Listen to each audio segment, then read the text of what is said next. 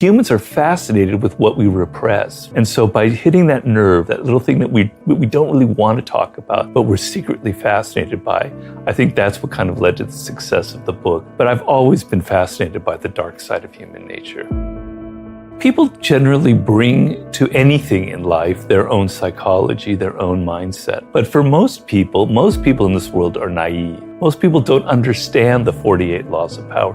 They don't understand that you want to talk less to appear more powerful. And that naivete is what gets you into a lot of trouble in life. I was one of those people who was a bit naive and didn't understand this kind of secret language that people in power have. But I don't want to be in the position which a lot of people make a mistake of in life, of constantly repeating the same successive formula. I've always followed the laws of power, which is change things up, enter action with boldness, don't be afraid to do things differently, adapt your strategy to the circumstance. So every book represents a new challenge to me, a new subject. It's never too late. It's better to start earlier on in life. I mean, I wrote a book, Mastery, that deals with that subject. The earlier you figure it out, the better off you are, but it can happen later in life. Now, I figured out at an early age that I wanted to write. I didn't know what I wanted to write, but I loved words and I loved writing. And if I didn't have that connection when I was 8 years old, all the way into high school and college, I would have been a lost soul. And I empathize with a lot of people who don't have that feeling when they're 8 or 18 or in their 20s. But I've tried to tell people everybody has it. You're just not listening to yourself. You've lost touch with who you are, the core of your being. You're on social media too much. You're listening to what other people are telling you. You're listening to what your parents told you should be doing in life. You're listening to what your friends think is cool. You're listening to what the culture is all about, the entertainment industry, etc. You got to cut all that shit out. You got to listen to yourself. What makes you different is your strength, is your source of power. You've lost touch with it. Let's go back and try and find it. That's the whole problem here. How do you find it? Well, it's a process. We all come from the same origins. We can trace it back. They've done it genetically to like one woman, the source of Homo sapiens, like hundreds of thousands of years ago. We're all cut from the same cloth. No matter our culture, no matter our gender, no matter our period in history, we all have the same genetic components. We all went through the same evolutionary process, the same brains wired in the same way. So if some people are deep, what I call deep narcissists, no doubt, and they're toxic and they're difficult. But if some people have that, how is it that other people don't have any of it? That's not possible. There must be something within all of us that would make us all prone to becoming deep narcissists. But some people, it makes them fall into that deepness. Others were able to save ourselves, right? But if aggression is something that's built into human nature, and I try and go through it, the whole history of it, right? So you're wanting to exclude yourself. So, I mean, people have posted comments on YouTube about my ranting about narcissism. They go, well, Robert, you're a snake oil salesman. That's absolutely ridiculous. I'm not a narcissist. 0.05% of people are known to be narcissists. I can bet you that the person saying that is a narcissist, right? Because the fact that you want to deny that you have this quality is a sure sign that you have it, that you're in denial. You're trying to shine a great light on yourself. Look, I'm superior. I'm the one person in the world on this planet that doesn't have it. Man, you're a narcissist, right? That is a sure sign of it. So stop denying it. Laws of Human Nature should be a painful book to read. It was a painful book to write because it throws a mirror on yourself. It makes you come to terms with some of your own nooks and crannies that you don't want to look into, right? You don't want to come to terms with the fact that you feel envy. But envy is the most common human emotion of them all. There's a deep history of it. I go into it in the book. Our hunter-gatherer ancestors, chimpanzees are prone to feeling envy. You feel it 50 times during the day, particularly on social media. You're just denying it. If you deny all of these qualities, how can you ever change yourself? You think that you're a Gandhi, but how can you be a Gandhi if you won't look at yourself and change yourself, right? The only way you can become good or kind of overcome some of these qualities is by looking at it, seeing the reality, and then confronting it, and then trying to change it. What's your advice for young people? Well, don't be too hard on yourself, and be patient. It's a kind of a mix that you have to go through, a bit of a dance. So on the one hand, you want to be serious about life. Life doesn't go on forever. Your youth will be over in 10, 12 years. You better believe it. It goes faster than you can imagine. So take it seriously. You want to realize what your life's task is. You want to develop those skills that will make it so when you're in your 30s, things will come together as they fortunately did for me. It's a common story that 31, 32 is that year where things turn around for people. But on the other hand, you don't want to be so damn serious, so damn linear in your thinking. I've got to head down this path to make this amount of money, etc. You're young. Have some fun, have some adventure, have some excitement. But at the same time, also have that sense of discipline, that sense of purpose. You can do both things at the same time. Now, the circumstances now, it's easy for me, a boomer, I have to admit that, to preach to you when you have gone through you've gone through a pandemic, what looks like to be a recession, and then if you're a millennial, you went through the crash in 2008. It's easy for me to preach. You're dealing with really difficult circumstances. And there's what they call the Great Resignation now, is that it, right? So a lot of people are rethinking their lives. They don't want to work at crap jobs just to get by. And I applaud that 100%, right? That's great. So you want to think about working for yourself is the ultimate position in this world. And even though times are difficult, even though it may seem like just a dream, there's so much potential out there for entrepreneurial spirit.